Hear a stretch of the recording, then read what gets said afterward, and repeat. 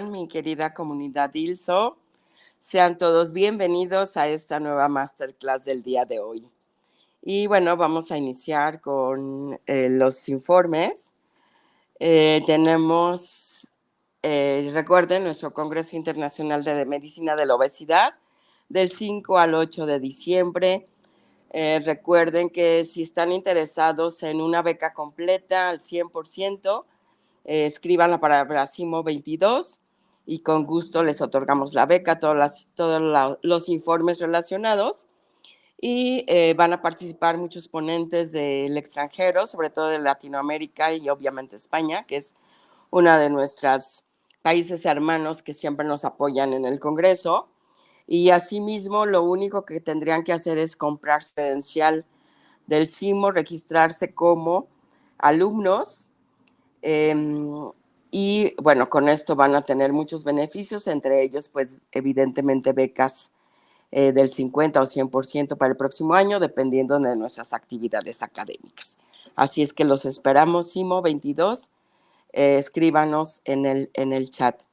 Y mañana tenemos igual nuestro tema con el doctor Víctor Hugo Córdoba Pluma, que es nuestro líder en el ILSO, y en sus características, conferencias de Hablemos de, en el cual se van a referir a los problemas vasculares. Los esperamos mañana a las 8:30, 16 de noviembre. Recuerden, hablemos de problemas vasculares en pacientes con obesidad. Y bien, sin más preámbulos, recordemos que pues cada 14 de noviembre se conmemora el Día Mundial de la Diabetes. Y es una oportunidad para crear conciencia en todas las personas, tanto que ya son diabéticas como las personas con obesidad que aún no desarrollan diabetes o bien que ya son diabéticas, o estemos muy conscientes de que a cualquier persona en cualquier momento con sobrepeso, con obesidad o con factores de riesgo nos podemos desarrollar diabetes. De tal manera que en esta ocasión tenemos una invitada muy especial que justo para conmemorar este Día Mundial de la Diabetes que fue ayer, hoy nos va a brindar todo su apoyo para hablarnos de diabetes. La doctora Jessica Nanos, que es una excelente y experta en el tema. La doctora Nanos es médico cirujano por la Universidad de Anáhuac y médico internista por la UNAM. Actualmente es autora del blog El Internista por Medscape en español y es médico especialista en el área de medicina preventiva del Centro Médico ABC. Y bueno, Jessica, un gusto que estés con nosotros. De verdad que te agradecemos todo tu apoyo y pues estamos listos para escuchar todo lo que nos tienes que decir de esta enfermedad principal junto con la obesidad, que es la diabetes. Muchas Perfecto. gracias, Jessica, por No, favor. pues gracias a ustedes por Adelante. invitarme. Perdón la corredera y el tiempo, pero aquí en México es una locura el tráfico, entonces me engañó un poco ahí el tiempo. Pero déjenme entonces compartirles mi pantalla. En un segundito se las comparto y empezamos la ponencia. Vamos a hablar de una enfermedad muy común y que realmente todos los médicos yo creo que deberíamos de conocer y tener como mucha conciencia, y sobre todo también como población general es algo que pues siempre estamos expuestos a nosotros padecer de diabetes o tener algún familiar que en su vida, ¿no? Incluso yo creo que la mayoría de nosotros conocemos a alguien que ha tenido diabetes. Y el otro problema aquí es que también muchas de las ocasiones la mayoría de los pacientes no saben que tienen el diagnóstico y hay muchos mitos alrededor de esta enfermedad, ¿no? Entonces, bueno, vamos a ir hablando de algunos puntos muy importantes. Hablando como de epidemiología de la diabetes, vamos a hablar en general de diabetes tipo 1 y tipo 2 porque es más fácil catalogarlo así, pero ahorita vamos a ir hablando de cómo realmente ya no es algo como tan actualizado. Entonces, se estima que más o menos de 451 millones de pacientes con diabetes, el 5 al 10% de los casos son diabéticos tipo 1. Más o menos la incidencia es de 15 por 100,000, más o menos, en el mundo. Y la prevalencia es de 9.5 pacientes por 10,000 habitantes.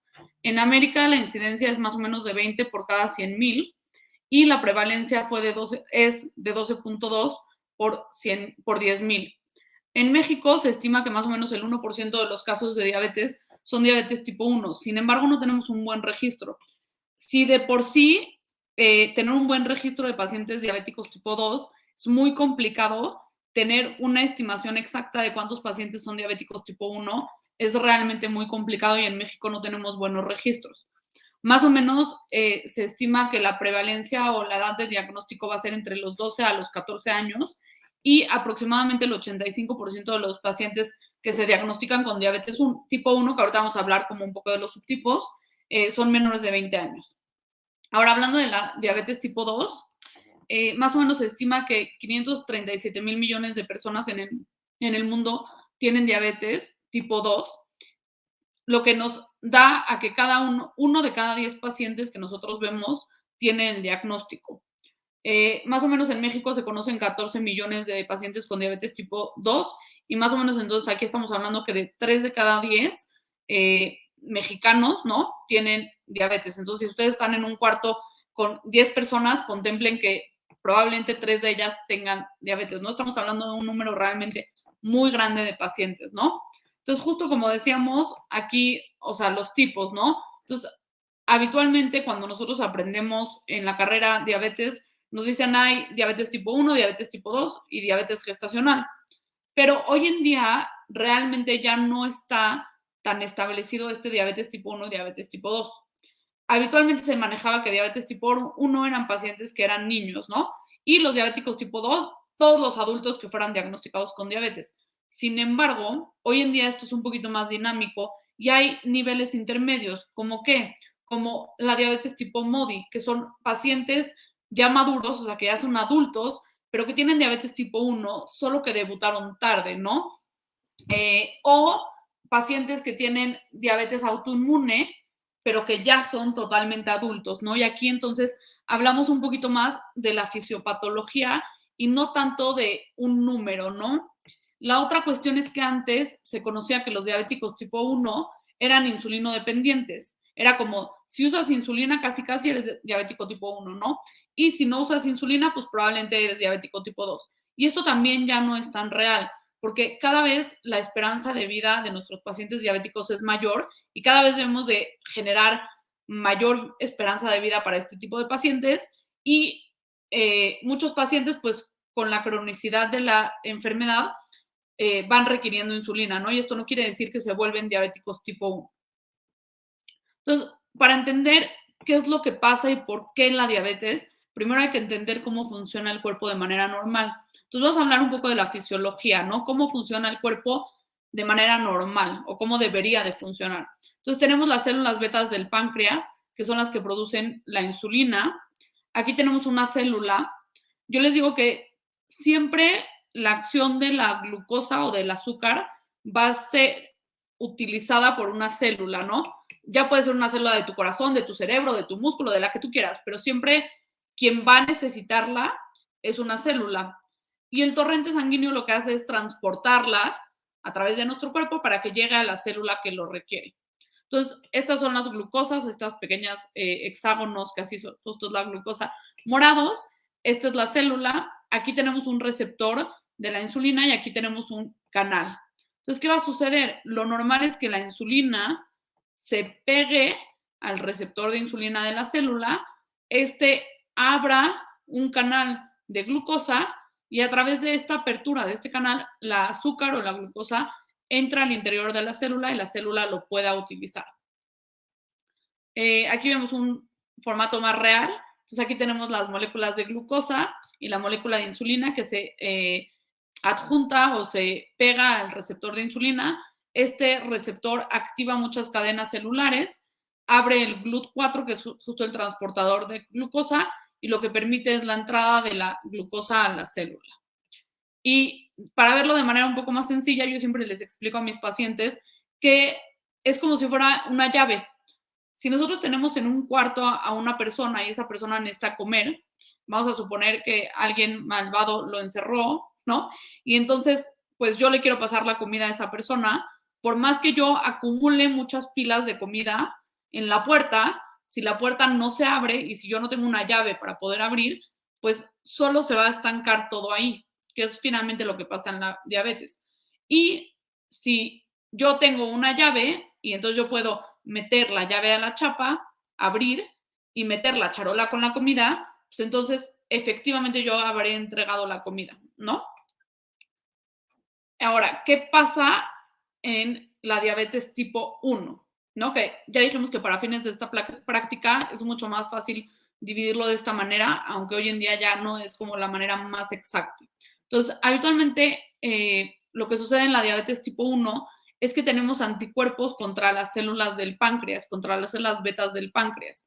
Y entonces, estos anticuerpos, que pueden ser anticuerpos antiinsulina en la mayoría de los casos, o anticuerpos antiácido glutámico, descarboxilasa, o anticuerpos anticélulas del islote, o anticuerpos antitransportador de zinc de las células beta, va a destruirse este páncreas progresivamente. Conforme nuestro cuerpo va autoatacando al páncreas, pues el páncreas va muriéndose hasta que llega un punto que, pues si el páncreas ya está muerto y ya no hay una producción de células pancreáticas, o más bien dicho, ya no hay una producción de insulina, porque no hay quien construya esa insulina, lo que vamos a necesitar para que pueda entrar esta glucosa a la célula va a ser insulina. Y entonces, pues la única manera hoy en día de obtener esa insulina que nuestro cuerpo no está produciendo es introducirla de manera exógena a nuestro cuerpo a través de una jeringa. Ahora, mucha gente me dice, como, ay, doctora, es que me da miedo la insulina porque me voy a volver adicta, ¿no? Y yo les digo, bueno, todos somos adictos a la insulina de alguna manera porque todos requerimos insulina para vivir. Si yo no tuviera insulina, me estaría muriendo porque mi cuerpo no estaría pudiendo absorber y utilizar el azúcar que necesita para poder funcionar de manera adecuada. Ahora, ¿qué pasa en la diabetes tipo 2? Aquí lo que tenemos primordialmente es un componente de resistencia a la insulina. ¿Esto qué quiere decir? Hoy en día hay mucho que hablar de resistencia a la insulina. Entonces, cuando hablamos de resistencia a la insulina, lo que nos referimos es que el, la chapa, este receptor de insulina, está alterado. Digamos que ya usamos la chapa mucho y entonces la chapa se empieza a desgastar, ¿no? Y entonces por más que yo tenga una llave y esa llave sea efectiva, pues le va a costar más trabajo, pues entrar y funcionar de manera adecuada. Lo que empieza a suceder es que progresivamente, pues estos receptores empiezan a alterarse y entonces lo que empezamos a ver es que, pues no estamos pudiendo abrir este canal para que pueda entrar el azúcar. Y entonces nuestro cuerpo, para tratar de compensar eso, genera muchas llaves, genera muchas insulinas. Entonces al principio tenemos un estado de hiperinsulinemia, que no es correcto tampoco, ¿no? Porque nuestro cuerpo tampoco debería de producir demasiada insulina, deberíamos de producir la cantidad que requerimos, ¿no? Entonces lo que sucede es que como el cuerpo produce mucha insulina, pues de igual manera no está pudiendo encajarse en este receptor, o chance empieza un poco a ayudarle y hay algunas glucosas que entran, pero en general no entra. Y lo que sucede es que se empieza a acumular la glucosa o el azúcar en el torrente sanguíneo. Y eso es lo que realmente define un paciente con diabetes, ¿no? Eso es a lo que le llamamos diabetes. Ahora, ¿quiénes tienen riesgo de tener diabetes? Todos, ¿no? La verdad es que es muy difícil y nosotros como mexicanos tenemos más riesgo y como latinoamericanos en general corremos más riesgo de tener diabetes y eso es por nuestros genes. Entonces aquí viene como una escala de la ADA. La ADA es la Asociación Americana de Diabetes y es donde primordialmente basamos nuestro conocimiento de diabetes. Entonces te viene preguntando como cuántos años tienes, si eres hombre o mujer, si eres mujer, si tienes diagnóstico o has tenido diagnóstico de diabetes en tu gestación, porque eso te predispone o aumenta tu riesgo a tener una diabetes después del embarazo. ¿Tienes algún familiar con diabetes? La mayoría de nosotros tenemos un familiar con diabetes. ¿Alguna vez has tenido presión arterial elevada? ¿Eres físicamente activo? Que aquí también hay muchos que somos sedentarios, ¿no? ¿Y cuánto pesas? ¿No? Y aquí viene como una tablita. Y entonces te pide que sumes los puntos. Me gustaría que lo hicieran si quieren o les mando al ratito la presentación para que puedan verla y hacerlo y chequen, ¿no? Yo les voy a decir más o menos. Entonces yo tengo menos de 40 años, tengo 0 puntos. Por ser mujer tengo 0 puntos, no he tenido diabetes gestacional, pero sí tengo un familiar con diabetes, entonces tengo un punto. Nunca me han diagnosticado con presión arterial elevada, no soy físicamente activa, entonces aquí tengo otro punto.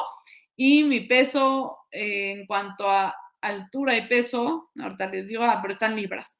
No, la verdad no me sé mi peso en libras, luego lo haré. Pero bueno, y aquí te dice, ¿no? Si tienes más de 5 puntos, entonces tienes riesgo de tener diabetes y entonces debes de buscar intencionadamente la diabetes. Muchos pacientes me preguntan, oye, ¿cómo sé si tengo diabetes por síntomas, no? ¿Cuáles son los síntomas más comunes? Y yo les digo que la diabetes y la hipertensión son las enfermedades más silenciosas que pueda haber habitualmente. Y esto las hace habitualmente más difíciles de diagnosticar y también más difíciles de controlar o de tratar. Entonces, habitualmente la mayoría de los pacientes diabéticos se enteran que tienen diabetes por un examen de check-up o porque se sintieron mal por otra cosa. Y son pocos los pacientes que realmente llegan porque tienen síntomas de diabetes, o sea, síntomas generados por la diabetes, ¿no? Entonces, bueno, en general los pacientes tipo 1, que son los que más van a presentar síntomas, habitualmente tienen una triada de 4 Ps, que es poliuria, que quiere decir que tienen mucha pipí, polidipsia, que me voy a ir al otro lado, que quiere decir que tienen mucha sed. Lo que habitualmente sucede es que la gente dice, tengo mucha sed, estoy haciendo mucha pipí porque tengo mucha sed, y como hago mucha pipí, pues me da sed otra vez, y como estoy tomando mucha agua porque me da sed, hago mucha pipí, ¿no? Entonces como que la gente no le da mucha importancia. Pérdida de peso, que incluso muchos pacientes cuando pierden peso se niegan a aceptar un diagnóstico de diabetes porque tienen esta falsa concepción de que la diabetes solo es un problema de peso, que realmente no es así, ¿no? Ya vimos por qué sucede. Polifagia, que quiere decir que comemos mucho o tenemos mucha hambre, ¿no? Ahora, a partir de 180 miligramos sobre decilitro de glucosa es cuando empieza nuestro cuerpo a perder más agua de la que debería de perder por el riñón, porque el riñón pierde la capacidad de reabsorber esta agua porque el azúcar o la glucosa es osmótica y entonces jala agua y eso hace que hagamos más pipí de la que pues deberíamos de hacer, ¿no? Y eso hace que nos dé mucha sed. Entonces, como decíamos, en la diabetes tipo 1, algunos pacientes pueden ser diagnosticados habitualmente con cetoacidosis o pueden debutar con cetoacidosis. La cetoacidosis es un estado donde la deficiencia de insulina es muy grande. Habitualmente tenemos glucosa mayores a 250 y entonces ¿qué hace nuestro cuerpo para tratar de compensar la falta de insulina? Es tratar de como generar más glucosa y eso genera finalmente una alteración en el pH o en la relación ácido-base de nuestro cuerpo, lo que finalmente hace que tengamos cetonas en el cuerpo y eso a veces puede hacer que entonces los pacientes tengan síntomas de cetoacidosis diabética como náusea, vómito, dolor abdominal, alteraciones del estado mental, respiraciones muy rápidas o muy superficiales y algunos pacientes huelen o tienen un olor particular como a fruta o como a dulcezón y eso también a veces puede hacer que los diagnostiquemos. Ahora es muy importante que sepamos y que le hagamos saber al paciente que si tienen un paciente con cetoacidosis de instante por el diagnóstico de cetoacidosis, ya son pacientes diabéticos y deben de continuar un tratamiento y un monitoreo. Entonces, factores de riesgo, como ya dijimos, genéticos, antecedentes heredofamiliares, la etnia, como decíamos nosotros, como latinoamericanos tenemos más riesgo. La obesidad y el sobrepeso son factores de riesgo muy importantes para la diabetes y el sedentarismo, ¿no? Y aquí estamos hablando también sobre todo de diabetes tipo 2, aunque hay componentes genéticos que desencadenan diabetes tipo 1. Y hay aquí algunos otros factores que pueden incluir, incluso se cree o se ha estudiado que algunos virus, incluyendo COVID, ahora que vemos mucho, pueden desencadenar anticuerpos contra las células beta del páncreas y eso finalmente desencadenar una diabetes en el paciente, ¿no?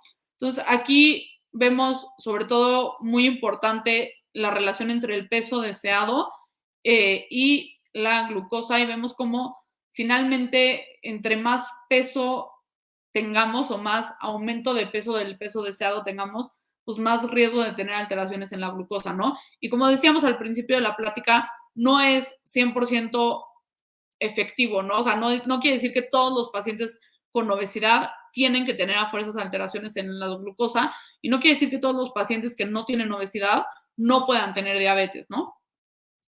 Ahora, hay un diagnóstico que hoy en día hacemos mucho que se llama resistencia a la insulina o prediabetes. En realidad esto no es un diagnóstico como tal, sino como es un estado donde nuestro cuerpo ya está empezando a tener una resistencia a la insulina, que lo platicábamos en la fisiopatología, ¿no? O sea, nuestro cuerpo ya está empezando a tener problemas para absorber este azúcar y para metabolizar el azúcar de manera adecuada.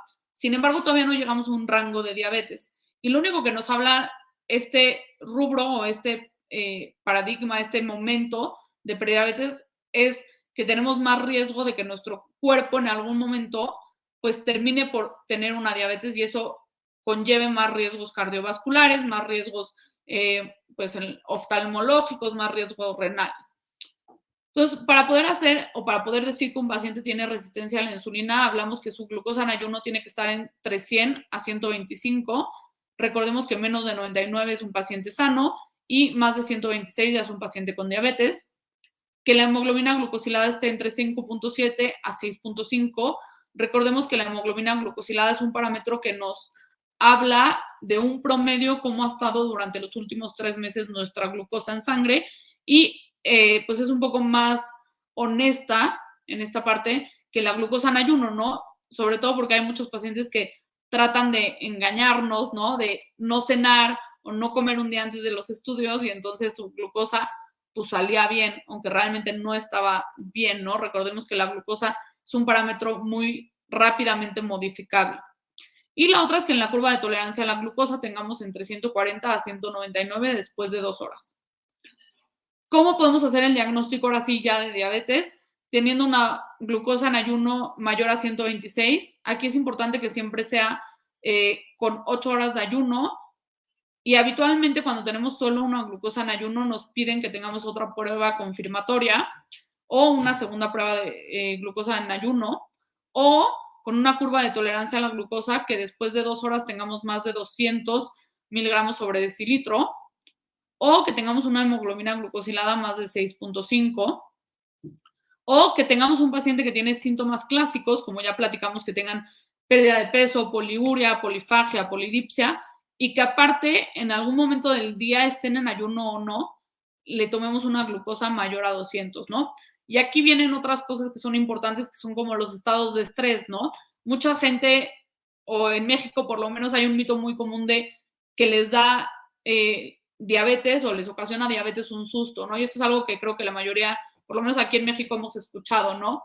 Y realmente lo que sucede es que pues, los pacientes acuden a valoración, cuando los interrogamos tienen como muchos datos de diabetes clínicos, les tomamos una glucosa y están 300, ¿no? O sea, pues realmente en ese momento puede ser que haya tenido una elevación pequeña por este estado de estrés, sin embargo, no hay una justificación de que tenga una glucosa mayor a 300 y que aparte tenga síntomas, ¿no? Y aquí lo que podríamos hacer, pues como para confirmar o para como quitarnos esta duda, sería hacer alguna de las otras pruebas y valorar, ¿no? Si tenemos, no sé, una prueba que no está en ayuno en 170, bueno, podemos repetir esa prueba en ayuno y valorar en cuánto estamos.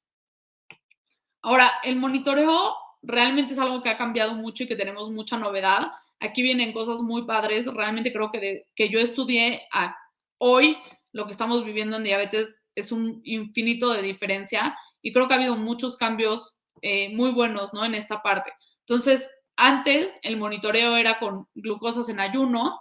A algunas ocasiones le pedíamos al paciente que con un glucómetro se tomara la glucosa postprandial. Posterior a eso llegó la hemoglobina glucosilada, que como decíamos es este promedio de cómo ha estado durante los 3 meses, los últimos 3 meses la glucosa. Y después vimos que la hemoglobina glucosilada tiene algunas fallas. No se puede usar en pacientes que tienen anemia, no se puede usar en pacientes embarazadas, no hay algunos criterios que quitan a estos pacientes, pero también después nos dimos cuenta que había pacientes que tenían hemoglobinas glucosiladas dentro de metas aparentemente, pero que cuando se tomaban la glucosa en el día a día, había momentos en los que estaban muy altos y había momentos en los que estaban muy bajos. Y entonces cuando promediaban su 300 versus su 60, pues hacían un buen como nivel o se intermedializaba, ¿no? Se hacía un promedio relativamente normal o relativamente estable. Sin embargo, pues no es bueno ni adecuado ni es lo correcto que tengamos un paciente en 300, pero tampoco queremos tener un paciente en 60, ¿no? Recordemos que en agudo es mucho más peligroso la hipoglucemia que la hiperglucemia, ¿no? Y hoy en día tenemos una cosa muy padre que es un monitoreo continuo, en lo cual los pacientes pueden ponerse un parche donde viene como una aguja muy pequeña, es un sensor, y el sensor los monitorea 24 horas del día. Incluso pueden programarse para cuando tenemos glucosas muy elevadas, nos avisen o le avisen al paciente y viceversa, ¿no? Cuando tengan glucosas muy bajas, pues avisarnos, ¿no? Para que podamos comer, para que el paciente pueda resolver esta parte, ¿ok?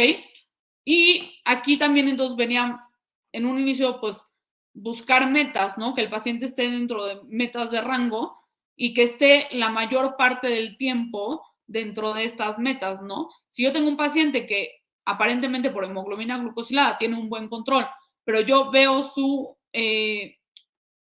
monitor y tiene arriba la mitad del día y la otra mitad en hipoglucemia, pues no es lo que busco, ¿no? Ahora, otra cosa muy novedosa son las metas. Antes nos decían todos los pacientes tienen que tener esta meta. Hoy en día ya no es así. Hoy en día tenemos que individualizar a cada paciente, ¿no? Esta imagen es la misma mujer, vamos a suponer que ella tiene diabetes, ¿no? No es la misma meta que me gustaría tener en ella misma cuando es una adolescente, ¿no? Que chance buscaría metas de control mucho más estrictas porque le queda toda una vida por delante, que cuando sea un poco mayor, ¿no? Que cuando ya sea un poco más mayor, pon tú que en esta parte, pues igual y ya empieza a tener un poco más de riesgo de hipoglucemias, ¿no? Ya cuando tiene más de 65 años, pues sabemos que tienen un poquito más de riesgo de hipoglucemias.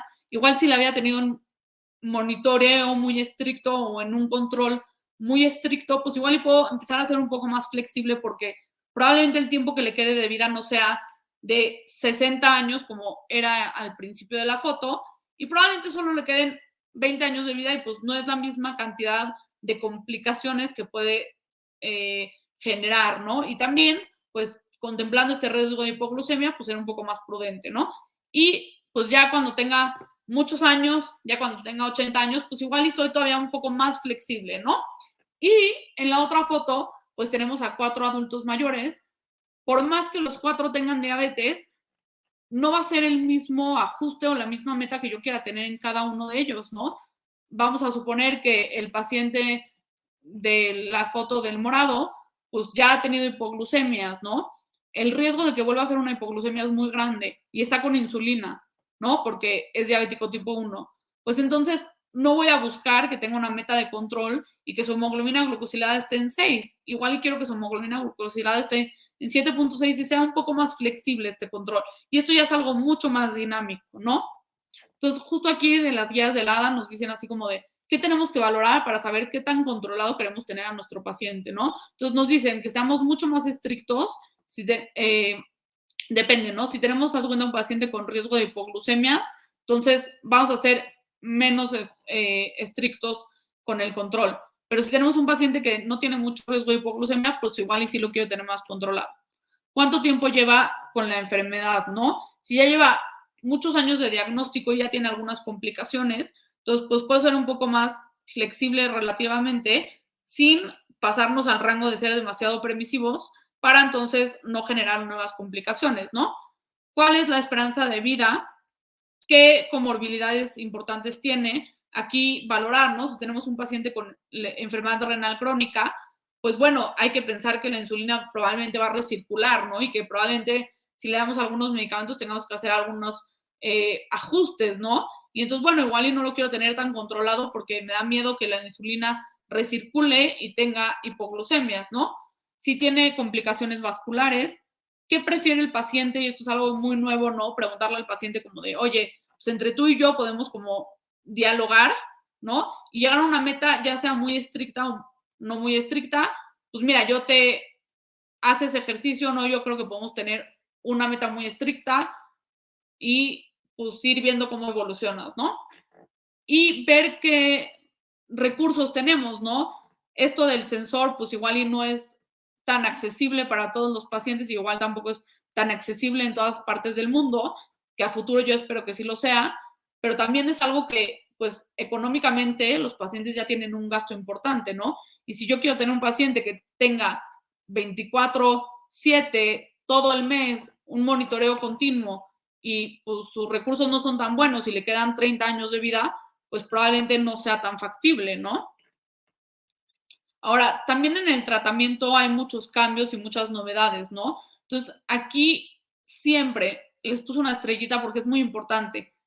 No importa si el paciente es diabético tipo 1, tipo 2, si lleva 200 años de diagnóstico, si le vas a dar de igual manera tratamiento con medicamento, siempre, siempre los cambios en el estilo de vida son muy importantes. Y por cambios en el estilo de vida nos referimos a un buen control en la dieta, a hacer ejercicio y si el paciente tiene obesidad y sobrepeso, tratar de buscar de una manera no pesocentrista, que esto es un poquito raro, ¿no? Decir, pues tienes sobrepeso, pero no te voy a ver de una manera pesocentrista, ¿no? Esto quiere decir que, pues bueno, igual, y ciertos pacientes pueden tener mejores metas de control sin lograr tan estrictamente un control de peso, o igual y lo llevo a un peso más bajo de lo que está, pero no lo llevo a la meta que idealmente sería, ¿no? Y entonces aquí es un poco ver las metas de cada paciente. Hoy en día ya también las guías del ADA nos incluyen la cirugía metabólica, cirugías bariátricas para tener una remisión de las enfermedades, incluso muchos pacientes con cirugías bariátricas con requerimiento de insulinas y de muchos antiglucémicos e hipoglucémicos mejoran y podemos quitarles los medicamentos. Y hoy en día también nos autorizan los medicamentos para bajar de peso, no en todos los pacientes, tampoco es de entrada, ¿no? Pero bueno, ya existe esta opción y ya nos permiten tener contemplado dar algún medicamento para poder bajar de peso y que el paciente tenga un mejor control. Aquí dentro de los ejemplos está el Orlistat, la fentermina con topiramato, el natroxeno con bupropión y los más famosos que son el liraglutide y el semaglutide, que son inhibidores de GLP-1 y lo que hacen es dar una sensación de saciedad mayor, actúan a nivel gastrointestinal para retrasar la absorción gástrica y nos ayudan como a tener un mejor control del peso. Creo que esta diapositiva está un poco complicada de ver en su pantalla. Déjenme ver si puedo. No, quería ver si lo puedo acercar, pero no. Entonces, bueno, habitualmente otra cosa que ha cambiado mucho y que es muy avanzado es que hoy en día ya no solamente tenemos metformina e insulina para tratar a los pacientes. Antes, probablemente incluso en algunos lugares donde no tengan mucho recurso económico, se seguirá manejando así. Pero antes, cuando teníamos un paciente diabético tipo 2, le ofrecíamos metformina o alguna pioglitazona, ¿no? Y la otra opción que seguía era insulina. Y realmente hoy en día ya tenemos un abanico de tratamientos mucho mayor y muchas más posibilidades para poder tratar a un paciente diabético. Y entonces aquí nos piden o nos solicitan que veamos e individualicemos al paciente. Entonces nos dicen, la primera línea siempre va a ser, siempre, como dijimos, cambios en el estilo de vida, ¿no?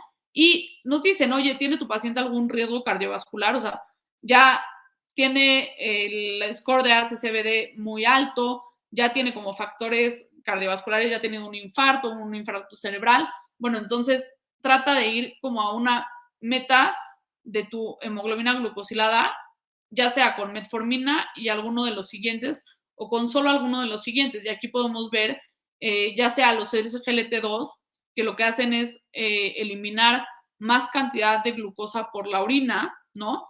Que se pueden usar en pacientes con falla cardíaca e incluso tienen mucho beneficio, o usar un GLP-1, ¿no? como la semaglutide y el liraglutide, y buscar una meta de tu control, ¿no? Y nos dicen, bueno, si tienes un paciente que no tiene datos de falla cardíaca, ¿no? Pero que tiene mucho riesgo de hipoglucemia, si quieres minimizar las hipoglucemias, bueno, un GLP-1 puede ser una buena opción, ¿no?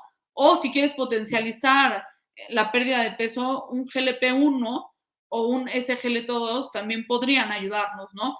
Y también la otra parte, pues considerar costos y accesos, ¿no? Realmente el costo de una metformina versus el costo de dapaglifosina, que es un SGLT2, realmente es muy diferente. Podrías conseguir la metformina por 150 pesos y el SGLT2 te va a costar 1,500 pesos, ¿no? Entonces también hay que individualizar y preguntar un poco al paciente si realmente tiene las posibilidades económicas de lograr algunas metas, ¿no?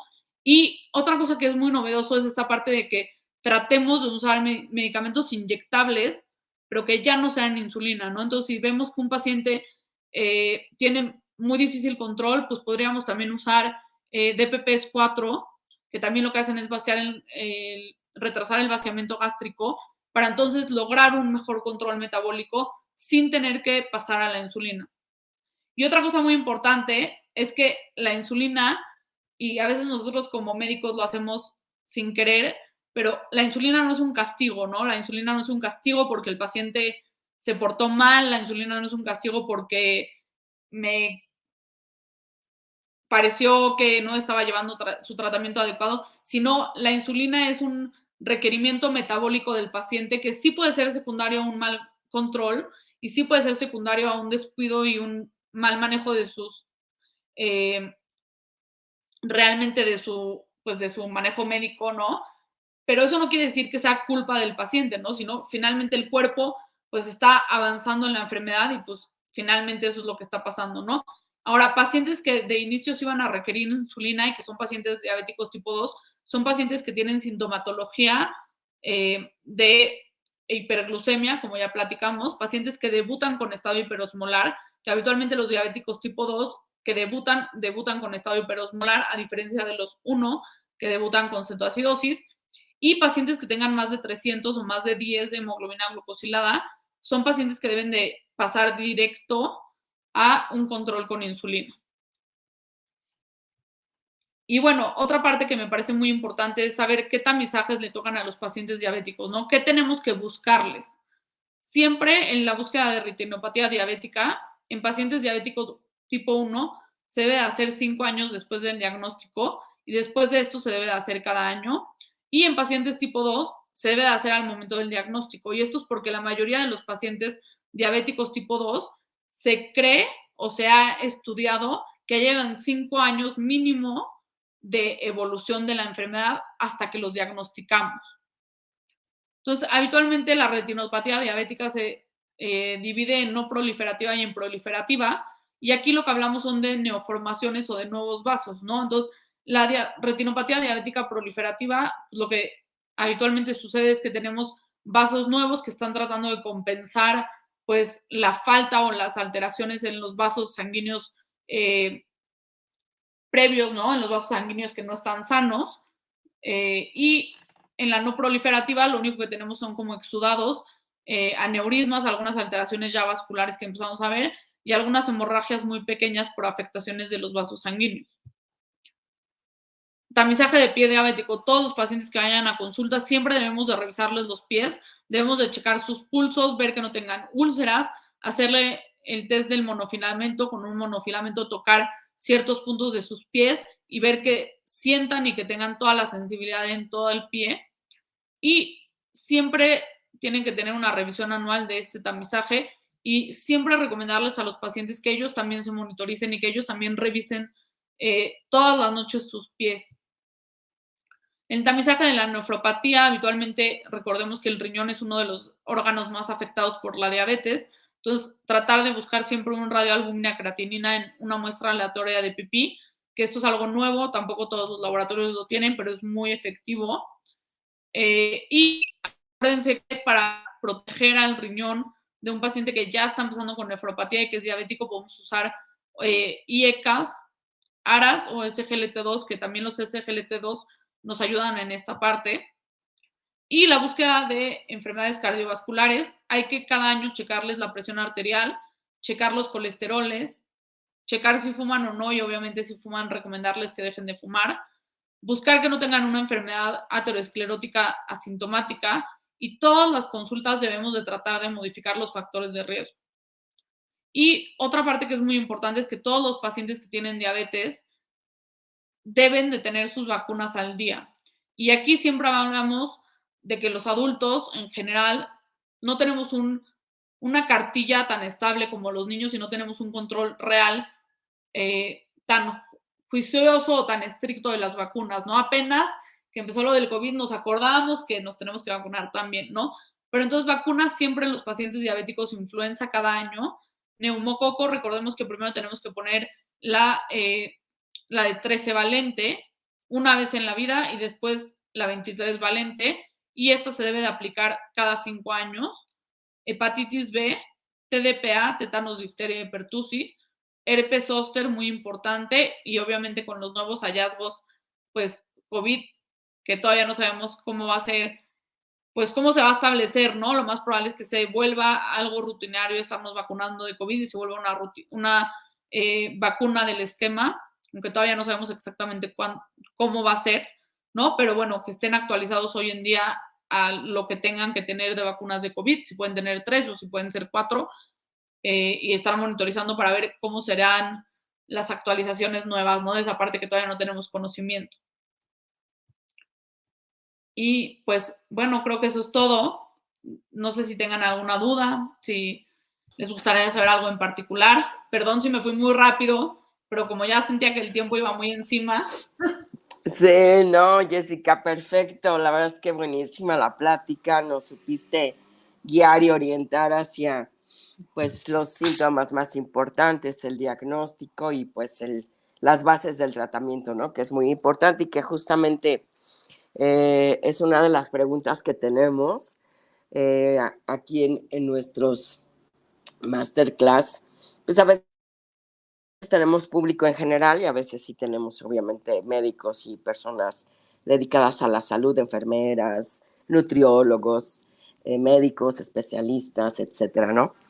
Entonces, bueno, si están muy interesados pues es común que todo el mundo pues vea la situación económica del país y que pues no todos los pacientes tienen acceso a determinados controles, ¿no? Pero nos hablabas mucho del monitoreo. ¿Qué costos tiene este monitoreo y en qué consiste? Nos preguntan algunos de los médicos que nos acompañan. Aquí en México existe el freestyle. El freestyle más o menos tiene un costo de 1,400 pesos y dura 14 días el sensor. Yo pienso que hay pacientes que de igual manera inicialmente al iniciar el tratamiento puede ser un poco más fácil que tengan acceso a comprar un monitoreo 14 días.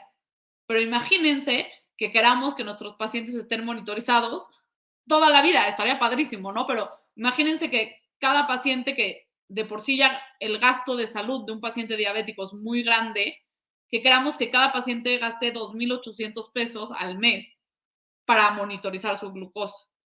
Entonces, realmente creo que es un costo relativa, o sea, elevado, ¿no? Pero que igual y en algunos casos podría ayudarnos mucho, ¿no? Y no usarlo, por lo menos por el momento, como algo de diario, querer tener al paciente monitorizado todo el tiempo, ¿no? Habrá pacientes que podrán y que estaría perfecto, pero yo creo que la mayoría en México realmente no es tan fácil. Costos altos de los medicamentos, ¿no? Que finalmente Claro. el único que tenemos en la actualidad económico, pues es el metformina o la metformina. Y pero bueno, las glitazonas y todos los demás, pues sí son caros.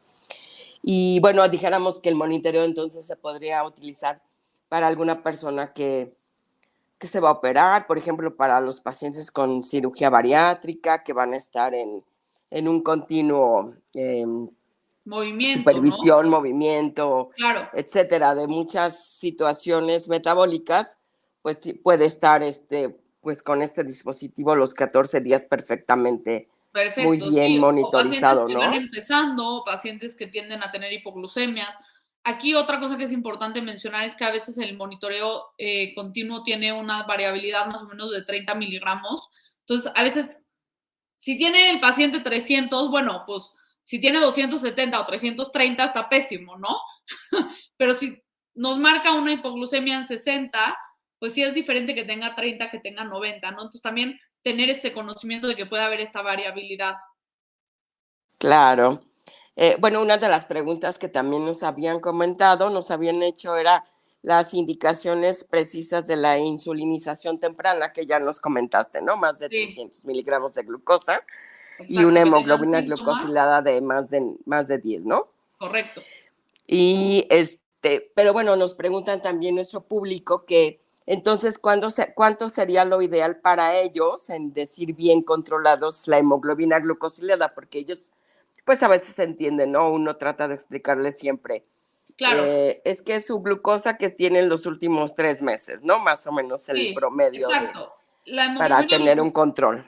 la hemoglobina glucosilada es un promedio de cómo ha estado su azúcar durante los últimos 3 meses y habitualmente las metas que buscamos, aunque digo que es importante individualizar, más o menos son de 6.5 a 7.5, ¿no? Y habrá pacientes que ya son mayores de edad y que tienen muchas complicaciones y que tienen mucho riesgo de hacer hipoglucemias y los dejamos hasta 8, ¿no? Pero en general más o menos es como el promedio. De las preguntas igual de un médico nos comenta, en las personas adultas mayores, ¿qué criterio se utilizaría para la insulinización? Habitualmente en las personas de edad avanzada eh, que desarrollaron la diabetes ya tardíamente, es común que sus hiperglucemias no sean tan elevadas, ¿no? O sea, a veces se pueden controlar, pero ¿qué experiencia o qué nos podrías decir en los pacientes adultos mayores? Pues realmente aquí va a depender del paciente y de cómo se presenten. Si están logrando un buen control metabólico, pues con medicamentos orales, pues realmente no veo la necesidad, ¿no? De pasarlo a una insulina, ¿no? Sobre todo que hoy en día muchos de los medicamentos nuevos tienen muchos beneficios cardiovasculares y renales y a la misma, o sea, mientras que el paciente esté en un buen control metabólico, con lo que esté en buen control metabólico está perfecto. Si me dicen, bueno, la verdad es que es un paciente de 70 años, pero la verdad es que el control metabólico ya con los medicamentos nuevos, ¿no? Con metformina, realmente es muy malo, ya llegamos a dosis tope porque habitualmente también hay que ver en los pacientes mayores las contraindicaciones y las interacciones de los medicamentos, ¿no? Me dicen, bueno, sabes que ella tiene metformina, pero a pesar de que no está en dosis máxima, pues su función del riñón no está tan bien y ya no puedo subirle más, ¿no? Y su glucosa está muy descontrolada. ¿Qué puedo hacer? Bueno, pues pasarlo a insulina, ¿no? Claro, muy bien. Y también nos comentan, entonces, ¿se podría seguir utilizando la proteinuria para hacer el diagnóstico oportuno de nefropatía? Sí, correcto. Sí. Justo hoy las nuevas guías lo que nos piden no es tanto una proteína como lo hacíamos antes, sino la relación creatina-albúmina. Sin embargo, es algo muy nuevo y no todos los lugares lo tienen, pero las proteinurias se pueden seguir usando como marcador de daño renal temprano y en caso de que tengamos un paciente con proteinuria, que son proteínas en la orina, pues lo que buscamos es evitar eso tratando de usar algún IECA o algún ARA y justo hoy en día ya también están autorizados los SGLT2. Entonces también es una opción. Ok, perfecto. Pues, te agradecemos mucho, Jessica. La verdad es que, nos están poniendo Sí, otra otra pregunta, que qué pregunta. contraindicaciones tiene el Orlistat. Ay, pues la verdad es que tiene muchas contraindicaciones y creo que ese es un Sí, pequeño problema. Eh, es un medicamento que puede tener muchos efectos adversos. Y la otra parte también muy importante es que de entrada no es un medicamento que se deba de usar, ¿no? O sea, no es un medicamento que todos tenemos que tener, ¿no? O que todos, porque tenemos ganas de ser flacos, ¿no? Esta concepción de ya quiero ser más flaca y entonces voy a tomarme el Orlistat, pues no es como que lo ideal, ¿no? Primero no se debe usar en periodos prolongados, más o menos se usa 2 semanas o dos, 3 semanas. La otra parte es que habitualmente puede tener efectos adversos en la tiroides, puede tener efectos adversos en el metabolismo Y entonces algo que debe de estar muy monitorizado por los médicos. Y la otra parte es que a veces también los pacientes, como ven una mejoría muy importante, pues lo que hacen es seguir utilizándolo y lo usan de manera crónica. Y entonces ahí ya tenemos un problema, ¿no? Porque finalmente eso podría darnos problemas en la función del riñón, en la función del hígado, ¿no? Muchas molestias abdominales, ¿no? Entonces, esas son las cuestiones. Claro, y recordar siempre igual que pues evidentemente la automedicación pues no es No, lo que se deba de hacer y que siempre acudir a su médico para sí, pues dentro de todo este panorama tan amplio de medicamentos pues justamente él va a seleccionarlo elegir qué es mejor, lo que más le conviene al claro, paciente, como tú dices, de forma individualizada con claro. sus exámenes de laboratorio después de su historia clínica y pues evidentemente con un adecuado tratamiento en base a todo ahora sí que el diagnóstico integral que Claro, tengan del paciente, sí. ¿no? Jessica, pues también nos preguntan la importancia de que el paciente se apegue al tratamiento en un hospital público con la metformina, No sé si es una pregunta o no, o es un o es un comentario, ¿no? comentario, pero bueno, Sí, otra cosa que yo pienso que sucede mucho es que a veces como médicos también no tenemos mucha prisa o es difícil explicarle a los pacientes como los efectos adversos, ¿no? Entonces mucha gente que empieza con la metformina tiene muchas molestias, como habitualmente la metformina puede dar náusea, vómitos, diarreas, dolor abdominal, que tienden a ser transitorias, ¿no? Pero hay pacientes que realmente no lo toleran, ¿no? Pero pues es importante explicarles, ¿no? Y decirles que puede ser algo esperado y que pues no suspendan el medicamento hasta que no tengan otra consulta y entonces puedan platicar de qué otras opciones existen, ¿no? Y sobre todo yo creo que explicándole al paciente como la importancia del apego, ¿no? Y los riesgos que tiene de no tener un apego, eso pues como que ayuda un poco. claro, sí. Sí, sobre todo que en un hospital público habitualmente las consultas pues no son tan Son muy seguidas rápidas, como uno quisiera, ¿no? O claro, tan continuas, son largas y a veces piensan que nada más la receta le dio uno por 3 meses claro. y como se acaba ya no lo toman, entonces pues sí, todas esas situaciones de Sí, tomarnos un poquito el tiempo de explicarles al paciente, ¿no? claro, Es complicado.